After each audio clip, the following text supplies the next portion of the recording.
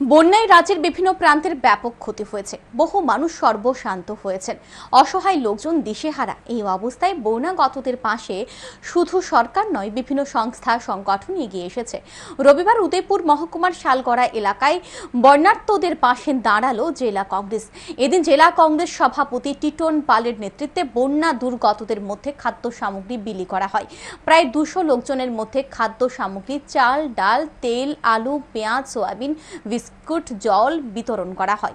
উপস্থিত ছিলেন জেলা কংগ্রেস সভাপতি টিটন পাল ছাড়াও ব্লক কংগ্রেস সভাপতি রণজিৎ দেবনাথ সহ অন্যান্যরা। তারা জানান, এইভাবে বিভিন্ন জায়গায় বন্যা দুর্গতদের পাশে সাহায্যের হাত বাড়িয়ে দেবেন। যার যতটুকু সাধ্য আছে, রাজনৈতিক দল মত নির্বিশেষে সমস্ত কিছু বলে এই মুহূর্তে আপনারা সবাই বিপন্ন মানুষের পাশে দাঁড়ান এবং সরকারের কাছে আবেদন করব যে আপনারা সঠিক তদন্তক্রমে যারা ক্ষতিগ্রস্ত হয়েছে সমস্ত অংশের মানুষের যে অর্থনৈতিক ক্ষতি হয়েছে তার ক্ষতিপূরণের সেখানে উদ্যোগ দেওয়ার সেখানে গ্রহণ করা হবে।